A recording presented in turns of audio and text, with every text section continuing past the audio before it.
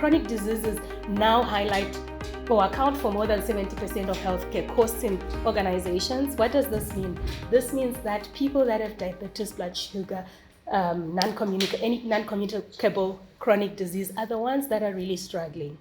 And they're going to make that return on investment difficult because they're absent all the time. So we need programs that are aligned with chronic health conditions. In South Africa, bringing it back home, Dr. Ashley Craig, amazing woman who's actually a psychologist and practicing, did a research where she said 25.5% of South Africans likely suffer from depression. So if there are 16, I think there are about 24, of us here, 6 people that we are within this room are struggling with depression. That is what that stats means.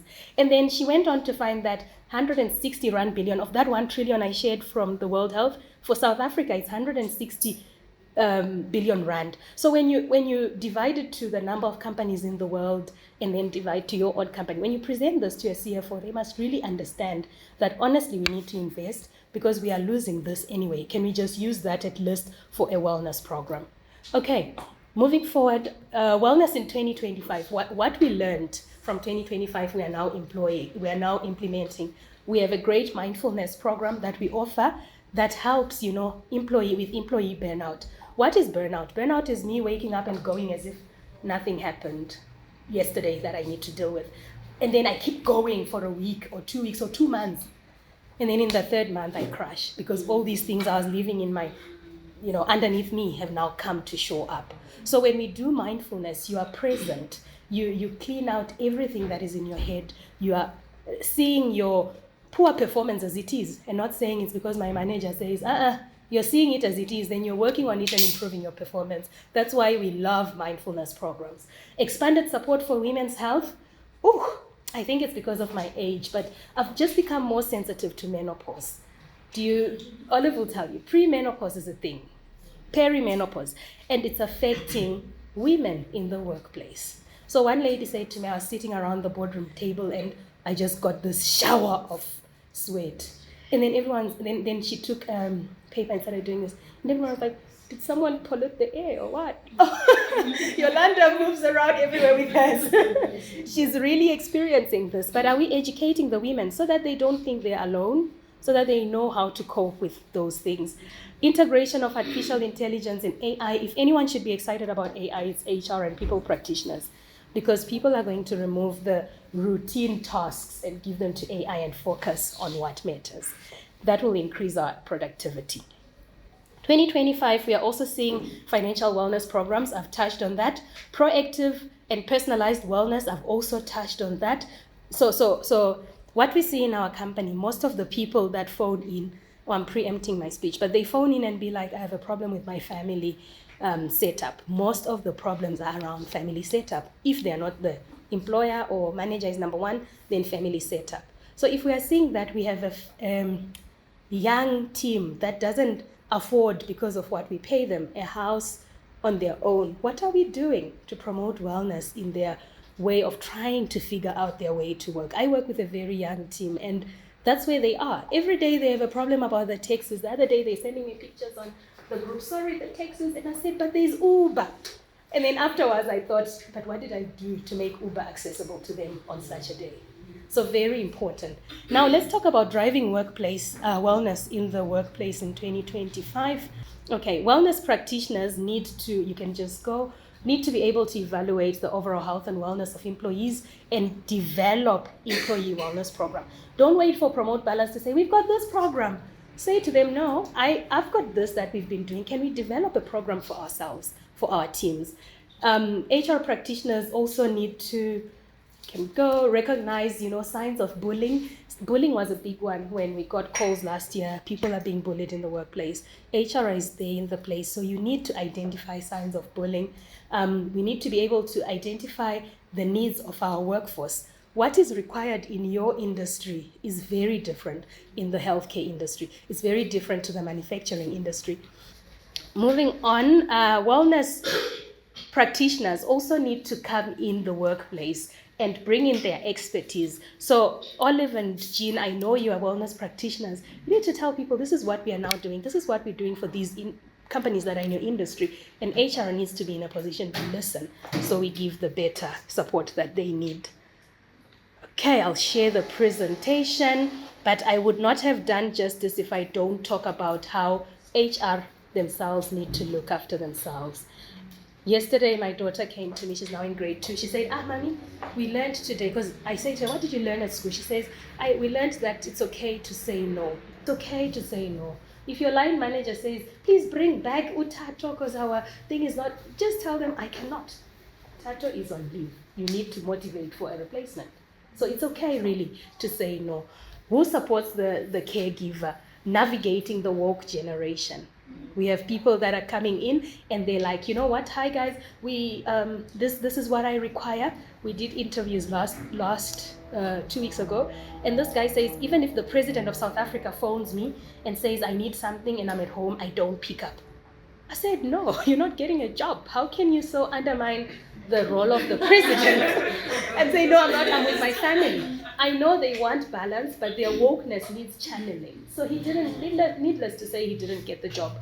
Beware being the bearer of difficult news. You are going to talk about retrenchments. You're going to talk about salary cuts. You're going to fire a person. So you need to look after yourself. You need to find a bank.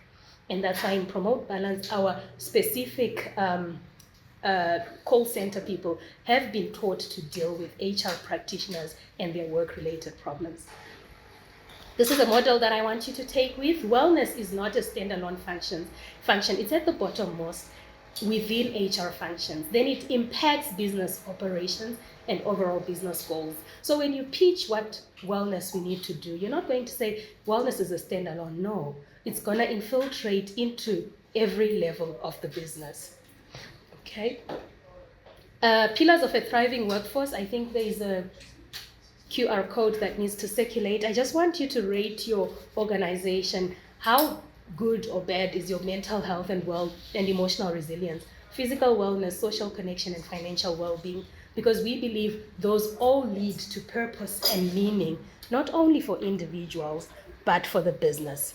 If the business still just cares about profits and doesn't see how they get into purpose and meaning, then we have a problem in the wellness of the organization. And quickly, I'll run through the trends that are likely to shape 2025 and beyond. We've quoted where we got all the information, very credible sources. Mental health and well-being is getting 86% growth from the people that invested in mental health and well-being last year and this year. They're expecting to spend 86% more. Preventative health and resources. So we have high quality supplementation. We have good diets that people are spending 66%. 64% is being spent more now in wellness engagement programs, a growth of 59% in lifestyle, the jogging, physical health, which used to be the top, If you saw, we have a gym downstairs from us, and we saw the sign-ups in January were not that big.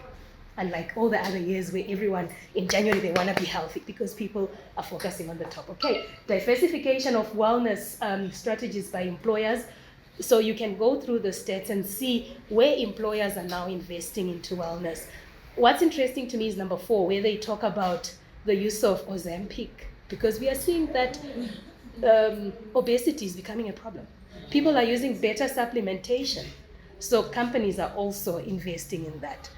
Okay, so now this is the page on the slides. It's page number 35. This is what you're going to use to promote the use of wellness services. 47, 3 key measures that demonstrate, and this is LIRA. LIRA is the biggest wellness provider, ICAS, some of you probably have them, in the country. And they say that 47% healthcare claims and costs, there is a rise in 47% of healthcare claims. There is a rise with our employee wellness solutions, 43% of employee retention and recruitment. So where you would have 4 people resign at the same time with a good employee wellness program, you have 2 only, And then the last one is productivity and absenteeism improved by 37% when you put in an employee assistance or employee wellness program. Okay. What we saw from Promote Balance, our usage stats from the people on our EAP and employee wellness programs, the ideal ratio for EAPs is 1 expert for 6 employees. So you need to ask your provider, do you have enough counselors that can cover our employee complement. What we also see is employee wellness programs get better taken up when they are short programs. People no longer want a daily, weekly, monthly, etc. They now want just a program that's coming in and it goes away and it's done what it's supposed to do. And then significant increase in usage when EAP or EWP is integrated to KPIs. One of our clients actually said, we are not going to even talk about incentives and bonuses until you finish these wellness programs on the EAP. And it worked. I think they had, I'll tell you, the highest usage last year. So if you tie it to KPIs, it helps. And lastly, like what I was saying, most of the people that call for counseling, it's about family circumstances and family mental health. And we need to start curating our programs to meet that. Okay, I think that was my last slide, and I'm here to take questions, maybe 2 or 3 or comments. Thank you for the presentation. I just want to be honest with you. Health department, there's no way we can say our program is like that. I'm not sure with other departments. And normally when I attend the IPA forums, and at times you go there just to get more empowerment and whatever. But coming back home, trying now to implement, then we have a problem. I hear you. So thank you for that. And to contrary maybe to how you feel, we actually see that government has the highest uptake of wellness programs. So they are more open to receiving them. If you go to any department, they actually have a wellness program. But I get what you're saying to say, how do we make it work on the ground? How about, can I give a very random suggestion? How about demonstrating it through a pilot, offering a program to HR maybe first, and then see how the uptake will be, then use that data to then motivate for it to be applied throughout the government. I don't know if that will work, but if you remember in my presentation, I also talked about occupational assistance programs like the UIF, the disability cover, the Department of Labor. The government has all that, so they sort of have a good safety net, but I hear what you're saying. And then on the other side, you are also letting us down as government, because if something has not been implemented in government, it's hard to drill to the private sector, very hard. So can I challenge that we sort of start with a pilot, then we can say, this is what we found working, can we implement this? Whilst you were speaking, came to mind, it's NATI, by the way, AFS. How do you know when you've got now, an overload of wellness? Because at times you will think that you're doing everything, you'll be healthy and well mentally, but I think for me, how do you gauge that? It's a question to you or to us. All of us. If anyone wants to come in, then feel free. My first thought, okay, ma'am, go. I'm not responding, but it's just an additional. Yes. To prove that definitely we are not taking wellness seriously in our departments. I saw your slide that says the ratio, it's 1 to 6 clients, right? And you go to my facility, for example, I'm 1, and for how many people? 1,400 and something. At the end of the day, it looks as if I'm incompetent, only to find that I don't have powers for all these people. And we don't even have the service provider or whatever. So it really becomes a challenge. And for me, I think I just want to find out from you now to say exactly here in your company, do you maybe do sort of workshops with maybe just to help other people, other companies as well? Because maybe we can learn the best practice from you guys. Okay, thank you. So the first question was the overload of wellness, and you are asking, I agree with you, 1 to 1,000. That's why most people don't come, because they'll be like, I won't even get a slot. So that also really isn't working. But you're also asking if we offer workshops. Let me answer Nata's question first, to say an overload of wellness is possible. And then that's when you see employees not knowing what to take. Because you have an EAP, then you have a counselor in the background, then we have workshops every month, you have this. So employees get very tired and it's no longer like a useful thing to them. So I think as an organization, which is something we can help any organization do, is to strategize what have you been doing for wellness? What does it address? Because wellness has the several pillars I spoke about. If you're doing 5 things that cover physical health only, then that's where you see you still have burnout, but you're overloaded in wellness. That means you're not being strategic. In the communication we'll send, I think Nokbonga remind us, I want to send you that pulse check of the psychosocial factors so that you can see, are you managing employee communication together with all the 13 other factors?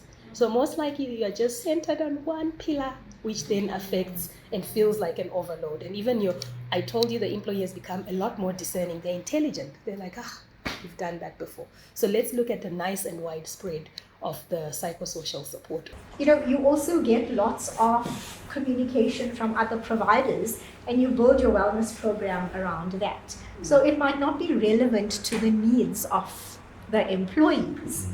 And we sometimes think, I have this wonderful wellness program. We have EAPs, we have yoga classes, we have presentations and workshops, and it looks great on paper. Your exco is pleased with you, but is it really relevant to your employees? So that could also be why there's no interest. It could be an overload of the wrong type of services or approach. I think a lot of the challenges that come with that is that we haven't really understood what the core issues are.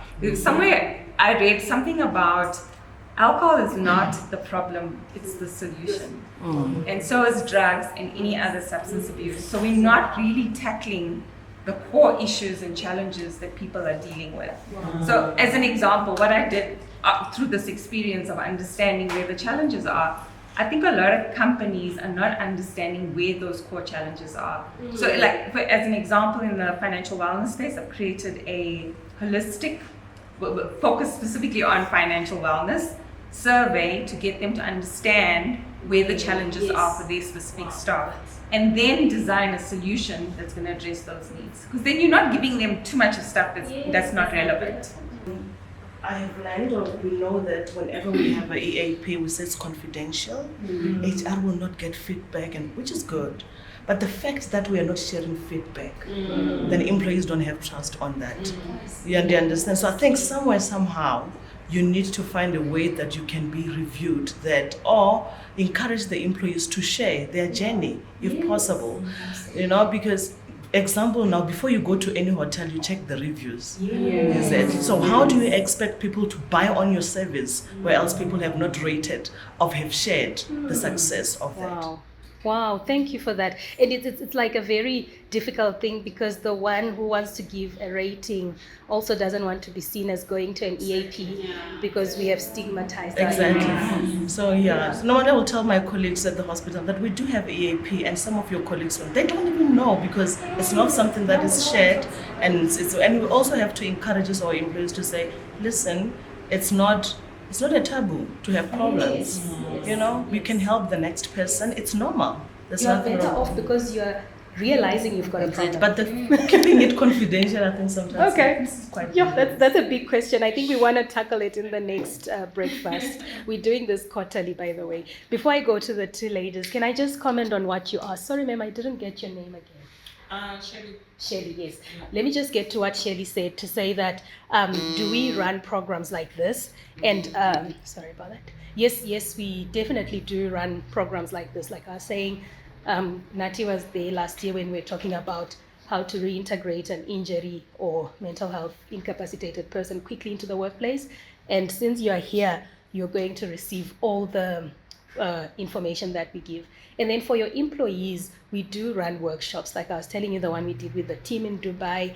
We've done a lot of workshops with AFS as well, where we teach specific things about wellness. And I think that's where, Mamoko, we need to start destigmatizing the use of an EAP so that people can come up and say, oh, actually, I recommend go and speak to Shailendra, the one on the EAP, she's the best. That's what we want, where employees talk openly. Thank you. You wanted to say something? Let's just comment. So from the private sector, it's a bit different, right? I think to Nati's sentiment, over-inundated with wellness. There's the LIRAs, on-site counselors, there's the works, right?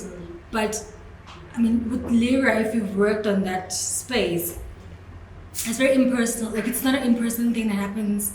If you do have in-person interactions, it's 5 sessions. Does 5 sessions actually solve your problem? Not really. But to get people to, I think with LIRA, you have to like follow up with the person. Did you get the help? Okay. Do you need more sessions? Even getting more sessions is just another mountain that you must go through. Then it kind of forces you to have the on-site counselor.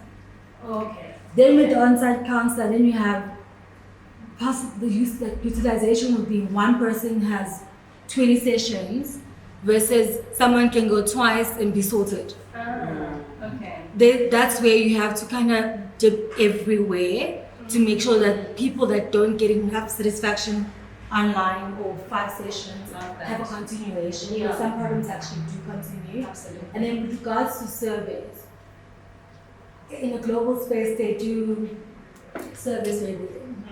Do you want to come back to work? Let's survey that. So people, surveys tend to, I get the research, like the hard research comes from that. Yeah. However, it's not always a true reflection of what your staff on the ground is feeling, because we end up having to force people to actually complete surveys so that we actually have data.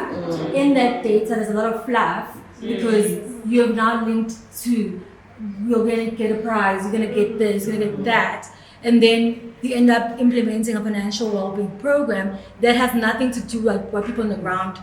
They've completed it, don't get me wrong. The session gets there. You do an evaluation at the end, it's not what they really wanted. So I think we struggle with actually getting the accurate data. It's almost like you have to be a magician to actually figure out, okay, I've spoken to you. How do we then just try and find a solution that fits everybody without having to have another survey? We don't know how to, or we haven't gotten to a place where we convert that into what does it mean in the normal day-to-day work. So how do I, as a line manager, it's not about how do I support Siki to make sure that she's gone to her sessions and then she's back at work, no. But how do I have a healthy workplace that helps Siki sustain the work, the performance, right, and be productive. And not just Siki who put her hand up and said, I have a problem, but for the rest of my team, how do I make sure that the environment allows for my employees to cope and to deal with whatever they're dealing with and still be able to be productive? How am I more proactive around it? But also, how do I ask for support? Who do I put my hand up to and say, now it's my turn? You know, there's a lot happening with my team. I just need to decompress. How do I do it? And what's that space? What does it look like? So I think we have an actionable problem. Like, we don't have the actionable things that we want, and I would love that. I'm an occupational therapist, like I said, I did that for 10 years of my life. What we do is we look at a problem, then look at the components, design a program for somebody. So I would love to be part of that. But it speaks back to what we did last year, Nati, bringing the HR together, bringing the wellness and doctors and whatever together, then coming with a program together. And I think this is what we need to do. Because HR, you guys are very clear and line managers about what you need. Us as wellness practitioners, we are resolute about what we are offering, but none of that is speaking to your need. So we will come together with that. I'm a social worker by profession, and now I've got SACSSP Code of Conduct holding me by the throat. I want to share with HR that, you know what, we've got issues like this and this and this, and we want to implement all of these things, but I can't divulge such information because of the risk of telling people's issues of what's really happening. On the same length, what Shirley said and what Nati was sharing, the overload is too much, especially in a public sector. You find yourself in the hospital.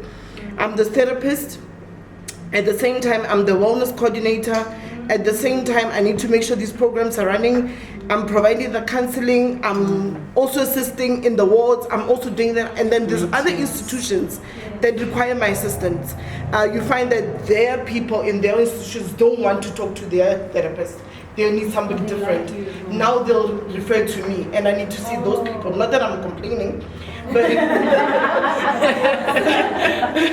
but then I need to see those people too. And when you get there, you find that the problem is way bigger than what the person that referred actually thought. It's bigger than that. That we need to find psychologists, therapists. We even need to find places of safety and all of those things. And the resources, trust me, they're very minimal. They're not there. It's 1 to 100. You know, it's a very, very sad ratio when it comes to getting resources. So yeah, it's a real struggle. I just wish that we could find some kind of strategy that, you know, we could make EAP a really, really strong pillar in the hospitals. It's a function, HR in the health sector, but it's struggling to get on its feet. It's there, but it's just on its knees, and it's, you know, it's going up and about and everything. So I really wish we could come up with strategies that could maintain it and lift it up to what it's supposed to, because people need us, honestly speaking. People need these services, people need this help. Absolutely. Yeah, so I completely agree. And I hear a lot of like frustration of all the roles you have to take. You're the case manager, you're also the manager, you're also the clinician, you're everything. So I think we are working on wellness as if it were 1990 or whatever. And yet now there's a lot more. So I think what Nokbonga and Aldrich, can I give you this challenge? Let's get a government official to come to our next breakfast so that for at least the departments, they can have somebody of a higher voice that can understand where we are coming from and where the practitioners are coming from, and the overload that they're experiencing, which is not only ending there, but then affecting people that could benefit from what you're offering.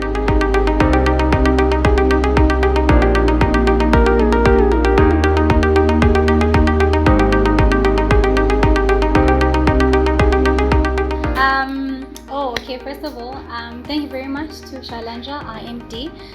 Can we just please give her another warm round of applause? You understand that? So the reason I'm saying it's a lot, also let me just start and touch base on the time. So we did say at 10:30, we'd start with our networking session, but we also did say we'd finish off at 11. But please allow me to share this. I'm standing there and I'm thinking to myself, that's a lot, you know, and not just because it's a lot, basically or simply put. We did say we're going to have an impactful and inspiring session. And that's exactly this is what it was, you know. And I just want to touch base on a few things. I'm standing there and I'm thinking to myself, wow, I wish everyone in this room knew how it feels to be me. How it feels to work in an environment where you don't have to pretend. To work in an environment where it's a safe space to be human. You can be you. And I don't want to lie to you. I just want to remind our MD about this. Maybe she's forgotten, and I've been saying it's plus minus 2 years I've been with Promote Balance. And I used to say to her, you know, your company, you've named it Promote Balance. And she used to look at me like, Nokbonga, like, do you get what you've just done? Like, you're promoting balance. Like, do you get it? And she'd be like, yeah, Nokbonga, I mean, yeah, I started the company, but like, and it was like, in a way, I'm overemphasizing it, or like I'm being too much, or in fact, I'm exaggerating. But I can say today is a living testimony to say that is why we are Promote Balance and why we are pioneering in wellness. And just to touch base on a few things you've said before I will move on to a slide that I have on my end. We talk about like, do organizations know that they too can contribute to substance abuse? I think she mentioned as well that as a manager, am I equipped within where I'm working or within the people that I'm managing to identify that, you know what, now this is excessive. You know, now I'm really putting a strain on people. I'm redirecting the path that we actually want us to take. So as Shailendra's also mentioned, we really will have our quarterly HR breakfasts, And please automatically allow me to say you're invited. As we're just here, automatically it's going to be bigger and it's going to be better. So this is part of how we at Promote Balance are playing our role to say, you know what, we want to ensure that employees have access to the necessary support that they need. And this is what we're talking about now, to say, let's serve the purpose. Let's promote that balance. Earlier on, we mentioned who's bridging the gap. To say we can identify solely that on this end we've got our HRs, on that end we've got our managers, on that end we've got the team, we've got the workforce on the ground. But who's making sure that everything is working coherently and everything is going as it should be, without necessarily putting so much strain to people's health, without actually necessarily jeopardizing people's health at the same time. And then workplace economics workshops, we provide quite a lot of workshops, and according to, I will say one thing about Promote Balance, we cater to you. You are a client, and hence I'm also here. Your needs, that's our priority. Your needs, that's basically our demands. All that is needed is the communication to say, Nokbonga, Promote Balance, Shalandra, this is what we require. And we tend to that. For example, also we did mention that this HR breakfast is the start of all of that. Secondly to that, we have physical and our physiological safety. And how we cater to that and Promote Balance is when we talk of our mental health support and also policy support. From on-site and virtual therapy sessions, mindfulness workshops, and stress management training. As Shalandra has mentioned, a lot of things when it comes to health have really been stigmatized, but it's really a cornerstone that you cannot overlook. It's something that you know it's inevitable. You can't avoid it.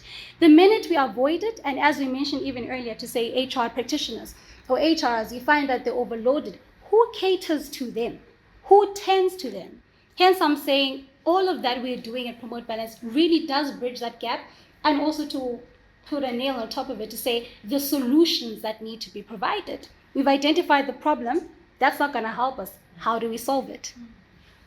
And then also policy support in terms of advisory services to develop inclusive workplace policies for psychological safety. Those also are in measure. And one thing about Promote Balance offerings, very diverse, very vast. If I could say your go-to, you know how we have your go-to person, your go-to company, your go-to friend in the wellness industry. And then moving on to social well-being. Also, we have our team building and wellness dialogues that foster collaboration, communication, and trust. Diversity inclusion training, where we create environments that respect and celebrate diversity. Once again, we talk about the workplace culture. We talk about people in the workplace. We've mentioned to say human, basically putting back the human in people. COVID-19 was a great shift, where now it's like we started to say we can even work from home. What about that human interaction? What about that support that I need? Sometimes you don't even necessarily need your latest gadgets, but you just need someone to be present with you in that setting. It can even be in the workplace, which is what we're currently talking about. So team building and wellness dialogues as well. I used to hear this thing from someone saying, no one on earth, no organization, absolutely nothing can stand without support. So even with the team, how do we work well together if we don't understand and actually have trust and support as our main fundamentals? To say this is what we need to do, and we really need to incorporate it for us to thrive, for us to really get to where we aspire to get to. And tell me, if we don't include, or should I say, should we include such initiatives and such thought-provoking ideas in our workspaces and our work places, what will really stop us from reaching that balance to say the organization is served, but so are the people? Because at the end of the day, we go there, but we also get to benefit. So that's why I'm saying promote balance. How do we then promote this balance where really everyone is served? So even under growth and development, you might have heard Shalandra mention a CPD course, a workshop that we had. And last year we ran two, with one being in person and another one we had virtually. So even with those programs, and one of our clients, Natu, was also present with us there. So even with those programs, that's when we get to see and understand these needs that we have out there in the industries, we have out there in wellness, and we get to explore. And as I'm standing there, I'm thinking to myself, these call for moments of intensity. We always say in our workspace where the support also comes in our day-to-day. I think I heard someone mention something about how do we incorporate this into our day-to-day activities. Let's be realistic about it. Let's come down to earth. And we have what we call it promote balance internally, moments of intensity. So that's where to say, if Nokubonga is struggling with something and we realize, Nokubonga, we need to get moving with this. We need to get ahead on, we need to get ahead. How then, instead of coming crashing down on Nokubonga so that she actually suffers, how do we better support her? So you know what? Out of our schedule, let's take 1 hour. All of us, we're working on that. From start to end, this is what we want to achieve. It's going to be done. Not only did we support Nokubonga, but she was not eliminated in the process. At the same time, we did bridge that gap to say we needed to meet this objective, and we've met it. Who suffered? What failed? It's a solution. And then lastly, we'll talk about purpose and fulfillment. And when we talk about that on our end at Promote Balance, we talk about our mindful art initiatives, where we engage employees in creative, reflective practices that align with personal and organizational values. And then we also talk about vision alignment workshops that help leaders and employees connect their roles to the large organizational purpose. Before I even get anywhere, you see, when I just hear or see creative, I think it's when I got to Promote Balance that I realized, listen here, creative arts is not for high school. Creative art is not for primary school. It's a way of life. It's a way of life. It really is. And believe it or not, creative just translates to us being human. That's where you get your time, even with the team building. To say you can come out and have fun. You can come out and create a safe environment and space for you to actually even get to learn about yourself and your team members. And that is how basically you can extract all the goodness or the best of your potential, and then work coherently and collaboratively to achieve whatever needs to be achieved. And then vision alignment workshops help leaders and employees connect their roles to the large organizational purpose. And also, even I remember we mentioned financial wellness as well. To say that's where we have, I know at the start of the year, we still have it upcoming, a vision board workshop. To say the year is starting, how are people doing? How have you mapped out your financial life? And on top of that, throughout the course of the year, how can we further assist you and support you to get to where you need to get to? Because now it's like we're living in a world where we continue with the vicious cycle when it comes to wellness. And that's only because we're all turning a blind eye. So to say we're really not paying much attention to what needs to be paid attention to, which is the cornerstone. So these are basically our products, part of them at Promote Balance. But also thank you very much to the team, to Shailendra, to Aljit and Natasha. Some of you will meet her in a few, for making this possible. I really know for sure that it's going to give birth to so many more programs, to so many more initiatives that are really going to provide the solutions that we need in society. And with that said, thank you very much to each and every one of you for coming. I always say, to meet strangers and then just come out, it's not that easy. So to really have come here and contributed to with your insights, with your comments, with your questions, we really appreciate it. And you need to know that we really sincerely honor you, each and every one of you. And thank you very much. And please, let's engage and let's interact.